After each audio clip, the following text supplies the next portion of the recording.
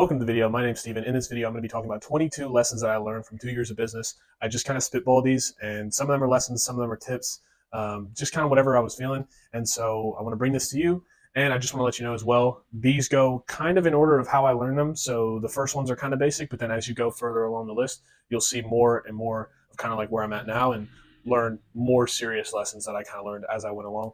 If you like this kind of content, go ahead and click the subscribe button. I make videos like this pretty recently. I haven't been uploading actually in a while just because I've had like serious writer's block, but then this just kind of came to me. And so here we are. So one of the first things that I learned is that nobody wants to buy your service. Everybody wants to fix their problem. And so that is very important to understand and make a distinction, is that I think a lot of times I've done this in the past, and it's kind of one of the first things that I realized was that I was trying to sell my service to people who didn't want the service. They wanted to fix their problems. People want to fix their problems, right? Like, I don't want your water because it's from a glacier in Iceland. I want water because I'm thirsty. And so the same thing goes for you. Maybe if you were in a contracting company and say, for example, I see this all the time on prospects and clients' websites. It's like, we give free estimates and we're family owned and we're the best in town. And it's like, bro, I don't really care about you. I just, like, my roof is leaking and I need to get that fixed. And so once you can make that distinction and change into like this is what we help you solve, then people will buy your product, right? And this also helps you vet out people who weren't qualified to buy your product anyway, right? If you're showing your service to everyone, then no one's going to buy it. But if you find a select group of people who have the problem that you solve, you can sell to them and you can make more money. The second one is to reset your thermometer. And what I mean by that is to reset expectations. So if you think that $1,000 is a lot of money, or if you think that $10,000 is a lot of money, reset those expectations. Change your expectations from I'm going to make $10,000 a month to $100,000 a month. Because what happens is once you settle in on that one specific target, when you get there, there's no more mountain to climb. You need to continue to change your goals and make goals that are way out of reach so you can continue to climb that mountain. But as soon as you make the goal of I'm going to make 10K a month, and then you get there, which is not very hard to get there. But once you get there, you're like, oh, well, I made it and I got what I wanted, so I'm not worried about continuing this journey anymore. And so one of the best things that I've learned is to reset the thermometer. And what I do is I look at people ahead of me. Where are they at? How can I get there? And when you reset the thermometer, you also make yourself work harder. You have more work to do because you're not there yet and you need to get there. And the only way to get there is to climb higher. If you know you have so much more of a climb left, you're going to work as hard as you can. But if you're almost to the top, you're not going to be worried, right? And I promise you, I've made this mistake too. I wanted to make just enough money to pay rent. And as soon as I was making enough money to pay rent, the business started to slow down. And it wasn't until I learned some of these further lessons in the video that I actually was able to continue making money and not plateau at the fact of like, oh yeah, I'm able to pay my bills, so I'm cool. I was like, oh, I'm chilling, I can pay bills, I can get groceries, I'm good, right? And it wasn't until later when I realized some of these other things I'm going to tell you about that I was able to skyrocket my growth personally. Number 3 is understand that you're just going to take some fucking time. All right, just get that out of your brain now that you're going to start next week and you're going to start making cold calls, or you're going to start canvassing and trying to get a couple of jobs, a couple of prospects, and all of a sudden you're going to be making a bunch of money and you're going to have all this residual income and everything's going to be cool. Because I thought that at first, I thought that I could make 100 cold calls and 10 people would sign up, and then after that I'd be making 10, 15K a month and I wouldn't have to worry about anything.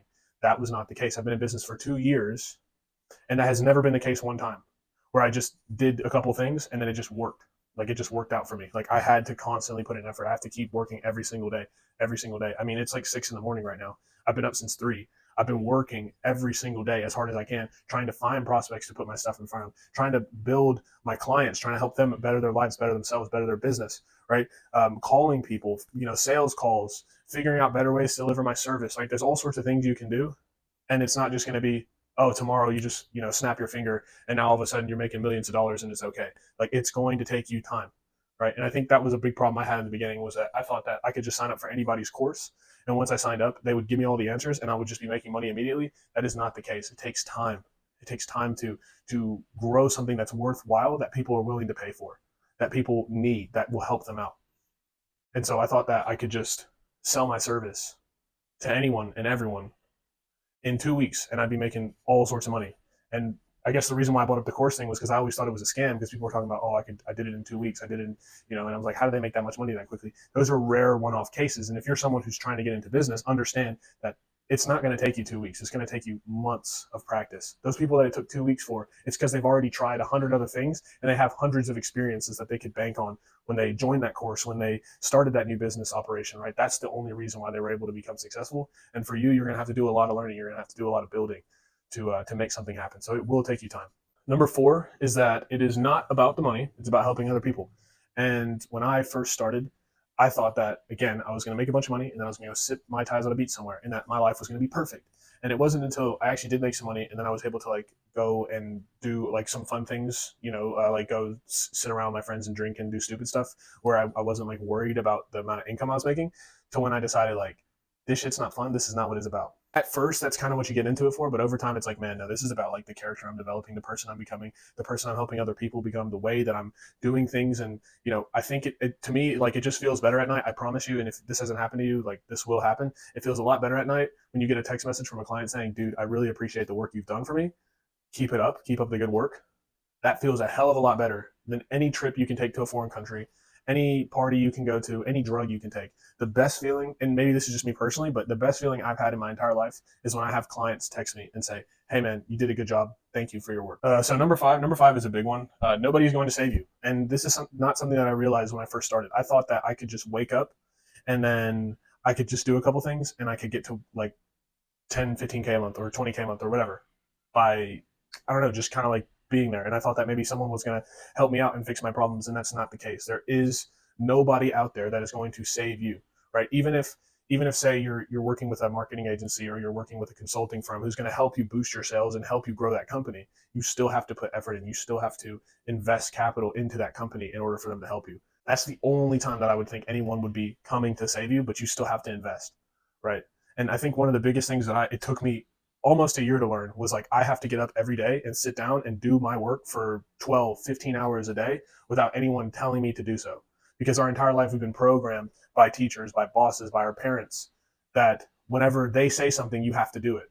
And so I think I heard this recently. It's like 98% of people can't do work unless someone tells them to. And so the only way you're going to grow a business is without having someone over your shoulder saying, hey man, like, this is what you got to do and this is how you do it, and keep it up. And keep it up. There's a deadline tomorrow and it needs to be turned in. You're the only person that can set those deadlines. You're the only person that can set those expectations. And you'll learn a lot about yourself really quick once you realize that no one's going to do it for you. You have to put in the work. There's like nobody. And even just in life, right? Like, no one's going to lift the weights for you. No one's going to eat healthy food for you. No one's going to go talk to that girl for you. Like, you have to go do it yourself. So that's number 5. All right, number 6. Number 6 is to raise your prices. I have this conversation with so many people every single day. It's fucking insane to me. Seriously. And like, you might be one of the people I've had this conversation with, and then I send you this video or my other video about raising your prices. It is so very important to have high prices. It's not even funny. I think a lot of people try to undercut everyone in the market. I've noticed a lot of contractors lower their prices so they can beat out the market. There is no advantage to being at the bottom. The only thing you're doing is just scraping the bottom of the barrel. And what happens is you're pulling in people who are cheap. And so if you ever try to raise your prices, they're like, people are going to start pushing back. Right? And I've seen this happen with big corporations. I think it was it might have been JCPenney or Sears, like one of the two. They hired a new guy on. It was vice president at Apple to be their president, and he went in and he was like, "We need to raise the prices because people like the prices raised." And they were like, "Well, no, everyone bargain hunts here." But he was insistent that they raise the prices because the value would be perceived higher. And what happened was they raised the prices, and people stopped buying from them because everyone that went there was bargain hunters. They had already attracted a large sum of bargain hunters. That's okay in retail clothing when, if 150 people come in and buy a $5 piece of clothing every single day, you're making good profits. But if you're running anything that's a high ticket service, so I'm talking over $1,000, you need to raise your prices. Because if you're stuck at that $1,000 mark and all your competition's at $4,000, $5,000, people aren't going to buy.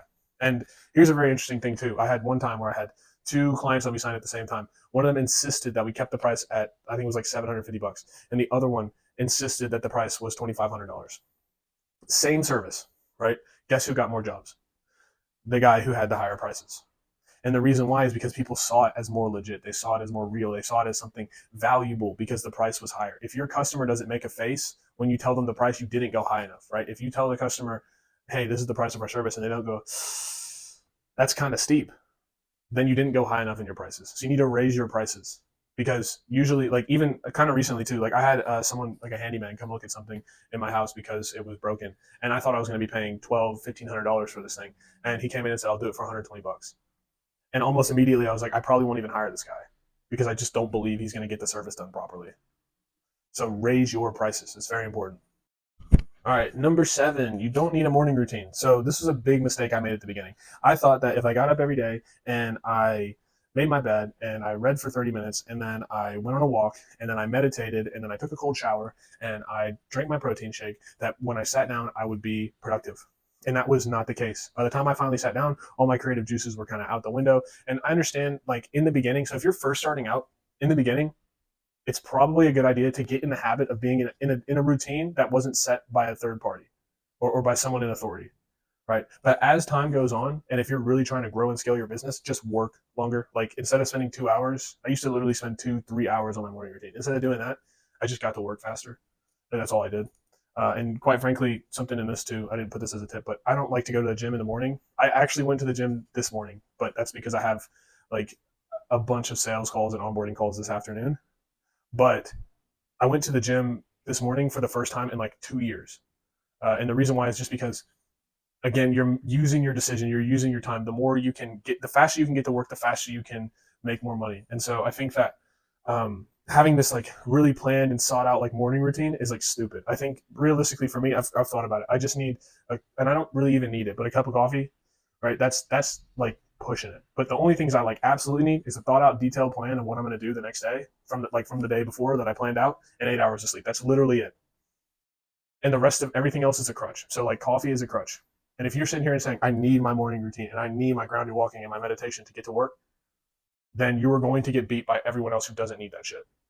Number 8 kind of goes into the morning routine just a little bit, so I'm not going to spend too much time on it. But basically, I learned this from Alex Ramosi. Your output per unit of time increases once you start working. I mean, this is a pretty basic, like, understanding thing, but I like this formula that Alex Ramosi uses. Output per unit of time, that increases once you start working. And I think that with the morning, besides the morning routine, I think that there's just like this weird discrepancy where people will spend time doing bullshit that doesn't matter and saying, I'll get to it, I'll get to it, I'll get to it. Like, just start fucking working, dude. As soon as you get to it, the faster you will start seeing the returns that you wanted. And I promise you, if you're struggling to start working, it's because the business isn't working out. So you got to figure out something.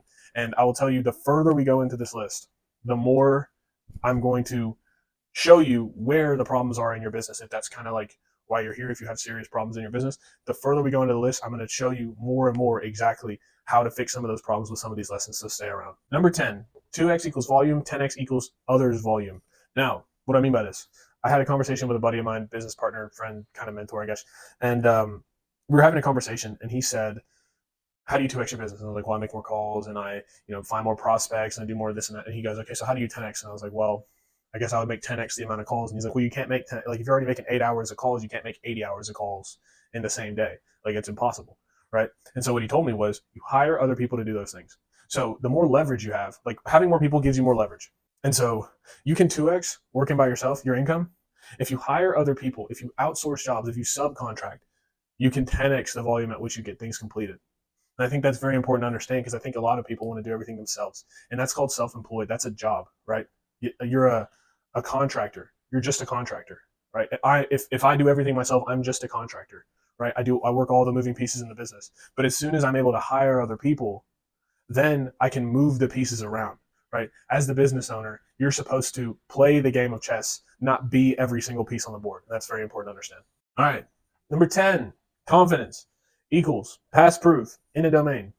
Right? I think I wrote this right. I just kind of wrote it in like a formula because I didn't want to write the whole thing out. But basically, confidence equals past proof in a particular domain. So if you have proof in said domain, it makes sense. Now, I think, if I'm not mistaken, I haven't been to like algebra in a long time, but the dependent variable goes on the inside of the bracket, and the independent variable goes on the outside, right? The y. So I'm thinking that like past proof is dependent on the domain, and so that's why I have it set up this way. But if you have 1,000, like if the domain is cold calling and you have 1,000 calls, that's past proof. You will be more confident that you can make cold calls.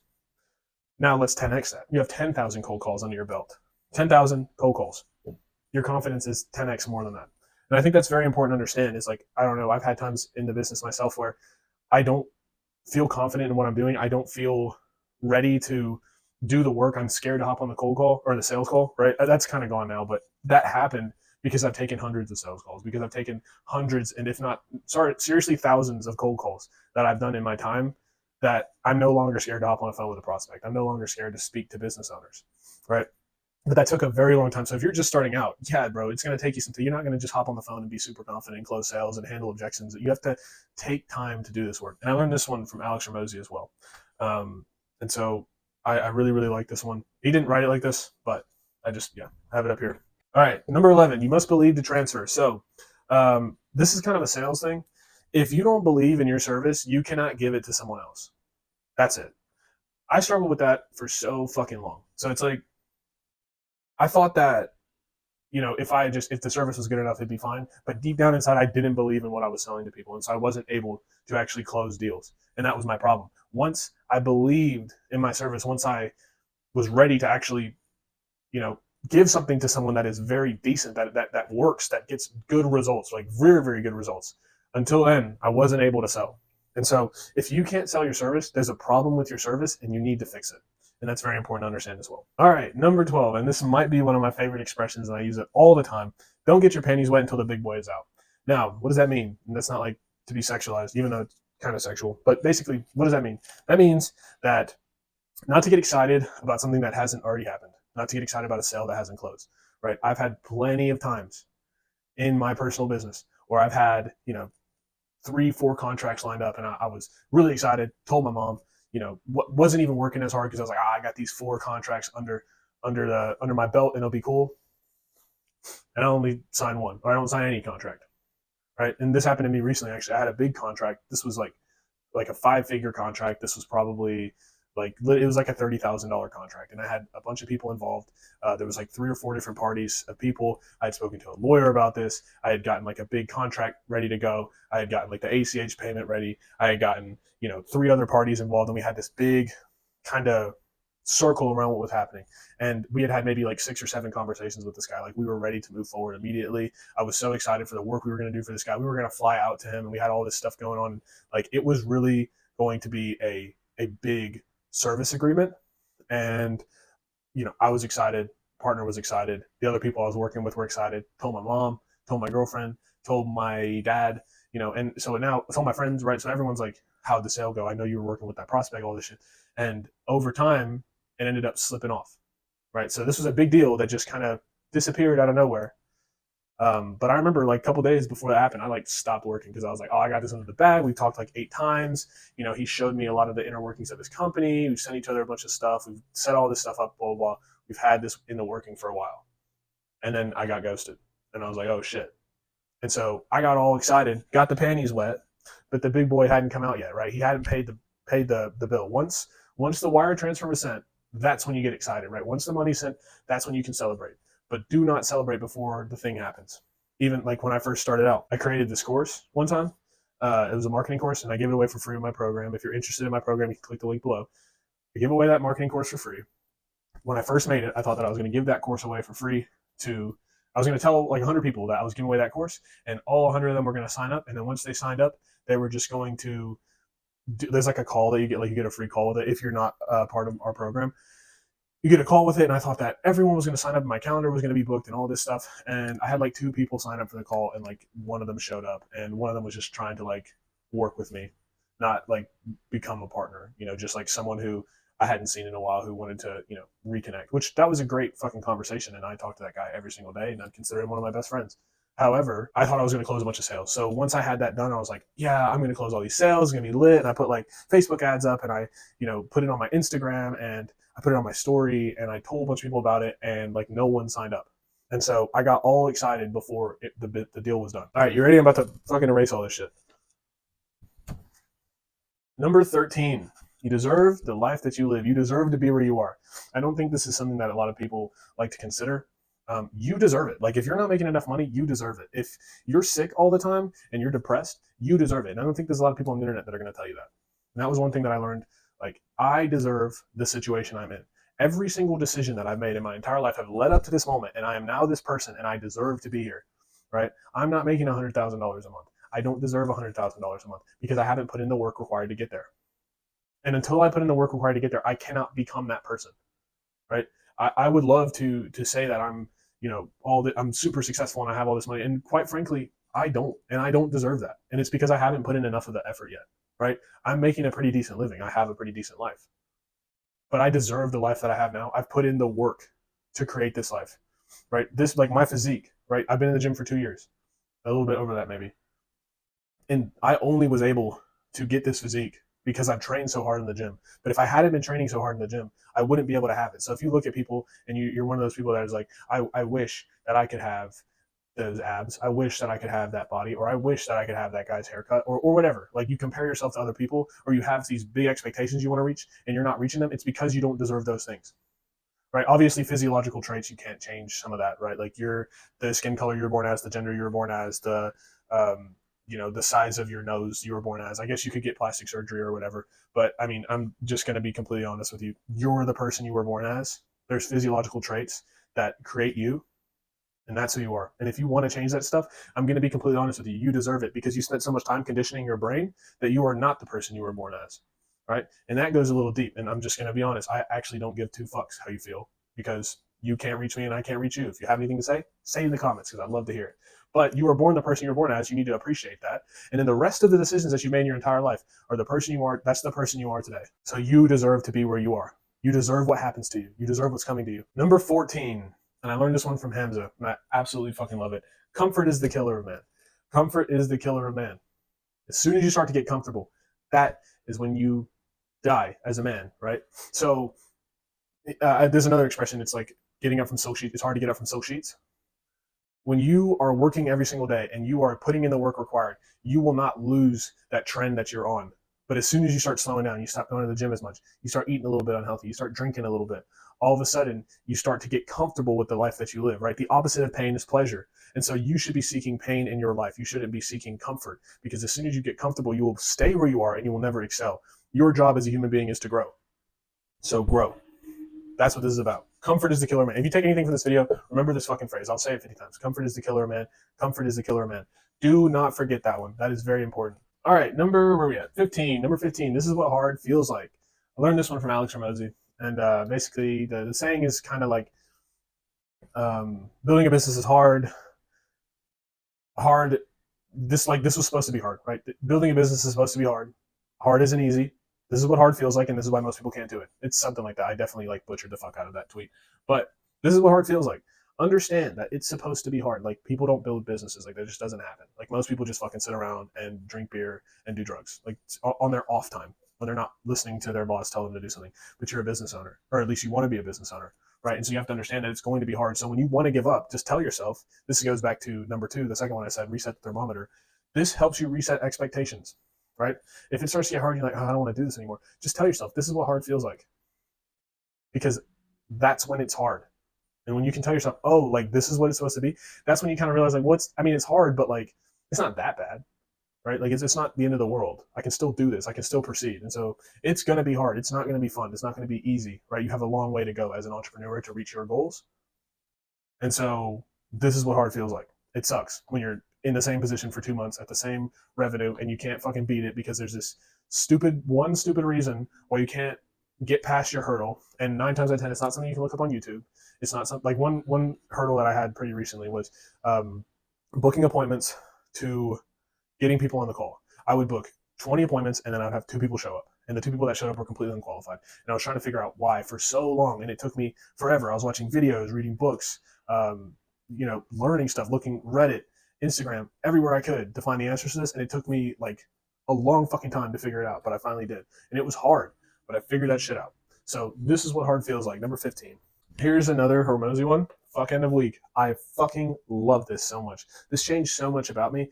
Like, when I realized that it doesn't actually take that long to get a task done, fuck the end of the week and just get it done now, I was able to excel so much quicker. So basically, this is kind of the way it goes. Like, say you have an employee and you tell your employee, and I've made this mistake before too. You tell your employee, hey, I need you to get this project done. And they say, yeah, I'll have it to you by the end of the week. Okay, what that does is it gives them 5-6 days to complete a project that only would take 2 or 3 hours. And so what I do now is I just say, like, how long do you think it's going to take you? 3 hours? What are you doing for the next 3 hours? Oh, well, I have a meeting. Okay, is that meeting important? Not really. Okay, so can you get it done right now? Yes. So then what ends up happening is you get 4 end of week projects that would have taken you a month to completed in the span of 12 hours, right? And so that's and I even imply that rule on myself, right? Like, if I say, oh, I'll probably do this by the end of the week, fuck that. Let's get it done right now. Is there another priority that's more important than this? No. So let's fucking get it done right at this moment, right now. And so that's what I do now. So fuck end of week. Like, don't let things drag on. If you know you can get it done in a couple hours, get it done right fucking now. And that has helped me excel a lot quicker in business and in life. We are rounding out to the last 5. These are the really, really big ones that are really nitty gritty that helped me grow my business exponentially. And that was know yourself, grow the business. This is kind of my like little phrase. Basically what that means is you need to know yourself to grow the business, right? Like you spend so much time learning other people. You will, meet random people in public and you'll spend a lot of time talking to them, getting to know who they are. Prospects, you'll spend time getting to know who they are. You'll spend time getting to know who your significant other is and if they're compatible with you. But what a lot of people don't do, and what I haven't done until more recently, is spend time getting to know myself. And the only way I was able to do that was to sit down, stare at this fucking whiteboard, write every single thing that's happened to me in my life, basically, on this whiteboard, and analyze the person I am and the little like micro expressions I made in my life about like how I was, times where I'd like maybe walk into a room and my heart would start beating really fast, or I'd see someone and I'd say like this specific set of words that I always say, or there's like certain expressions that I use all the time, or certain ways that I look at people. I analyze that stuff. Even in these YouTube videos, I go back and watch them over and over and over again and see these little micro expressions. And I can see, okay, am I lacking confidence in this area? Am I struggling here because of this? This happened to me when I was 14. Like today, actually, for example, I was thinking about it on my way home from the gym.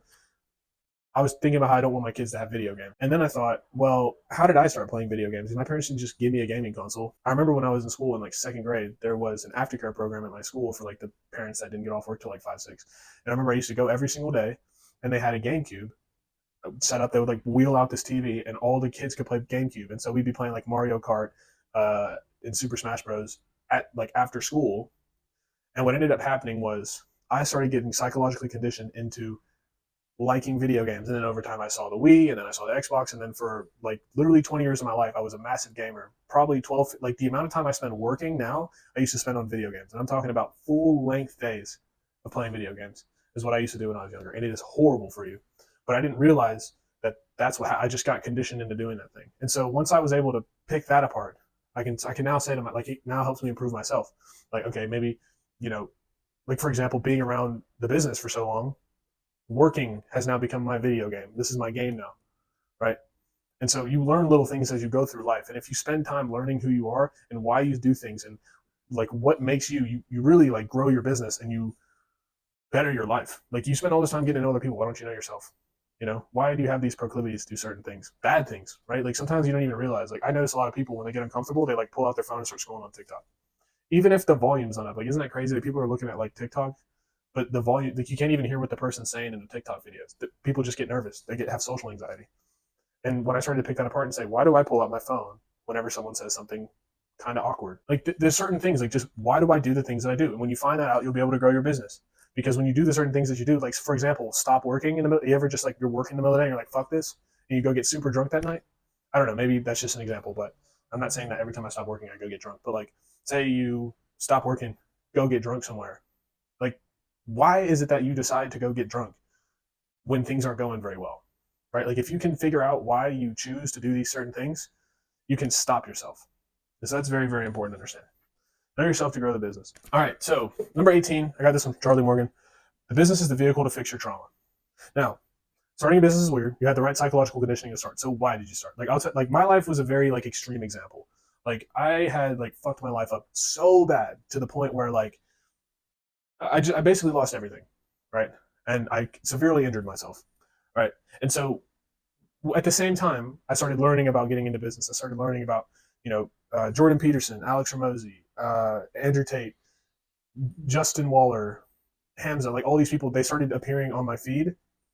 And then I just had the proper psychological conditioning because I kept seeing these people talk about, oh, you can make all this money and your life can be good and you'll be successful. And I was like, I want that. I want that. And if you go back to the original like set of tips, I think it was like the second or third one.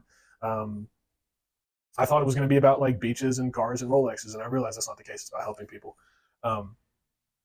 But there's traumatic experience. I don't think people just do this without having trauma. Like if you don't have trauma, if you don't think you have trauma, you do. Like there's something that happened in your past. Like I thought for me, it was like that life, this fuck this moment that I had that started the business. But in reality, it wasn't just that. It was like every fucking thing that happened to me in life, right? Little things. Like they're not like trauma. Like my dad didn't beat my mom when I was a child, but there's like underlying things that happened in my life, like little micro moments that I had like completely disregarded and put down in my psyche completely.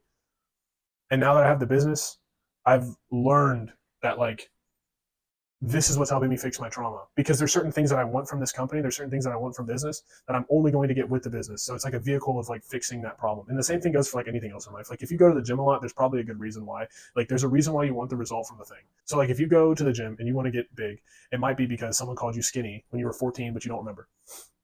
And so going to the gym helps you uncover that. Same thing goes for the business, right? You're trying to make money. Why are you trying to make money? Because maybe you were poor as a child, or you maybe, like this YouTube channel. Maybe I make this YouTube channel because I want to get attention, and as a child I didn't get enough attention. Like who knows? That could be part of the case, right? And I've actually dug into that myself, and I've found out why I made the YouTube channel. But like, figure it out for yourself. Number 19, you will find out very quickly who you are. So when you are in business, you will find out very fucking fast what kind of person you are. Are you lazy? Are you stupid? Are you arrogant? Are you cheap? Right? Those will come out very quickly when you're in business. And what I like about these last couple ones I'm talking about is they're all kind of very similar to each other. And the reason why is because they kind of relate, but they're all a little bit separate. Like, for example, you'll find out quickly who you are. You'll find out that you're lazy fast.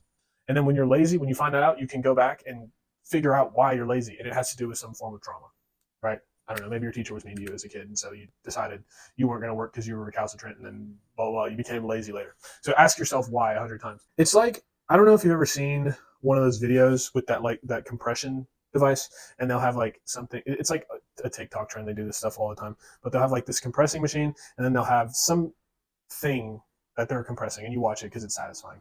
But some of them have like these little holes at the top of the compression like press, and when it presses down, all of a sudden, like say it's like Play-Doh or something, the Play-Doh will like string out of the little holes at the top. That's kind of what this is like. The more you press down on the business, the more that like Play-Doh will, I'm going to draw a diagram. Like here's the machine compressing the Play-Doh, and like this is my Play-Doh right here. And there's like little holes right here. And when it finally gets down on the Play-Doh, it like strings up like little cylinders of Play-Doh. These strings that come up, this is the person you are. These are like these are your character traits. These strings that come up, you find out lazy, right? Or I don't know, fat. I guess that's not a character trait. I just put that there for fun. But you get what I'm saying. Like you'll find out quickly, like I'm lazy, I'm not very disciplined, I procrastinate, right? You'll learn these things very, very quickly after you start working on the business. And so once you do that, then you need to go back and find the trauma that you need to fix. Number 20, you are the problem. It's not the marketing. It's not the sales. It's not the offer. It's not your employees. It's not your product. It's you. You have to be willing to change to make a difference. You have to be willing to put in the effort. I promise you, it's always you. Like if it's the offer, it's because you haven't done what's required to make the offer better. No one's going to come save you. I think, is that up here? No. But no one is going to come save you. And so you have to do what is required of you in order to fix your problem. And 9 times out of 10, it's like just because you've been avoiding it because you don't want to, because it's scary, because it's a big thing, like hurdle you have to jump, right? That's usually what it is. Like if you're drinking a lot, or if you're doing anything that's not the business, right? So if you're like scrolling on Instagram every day instead of doing the business, there's probably a reason. You are the problem. You need to fix your problem in your business. No one else can do it for you. Okay. If you need marketing, you can go hire a company to do that, or you can learn how to do it yourself. But there's going to be either a time or a monetary investment. And so you have to make that commitment. You have to decide which one of those you're going to use, but you won't decide and you'll put it off. And I've done this before too. You'll put it off. I'll put it off. I'll put it off until later, maybe later, maybe later. And it isn't until I make the right decisions and I do the right things that my life tends to get better, and my business does too. Number 21, you are one decision away from forever. And I put forever because I couldn't fit it all, but from changing forever.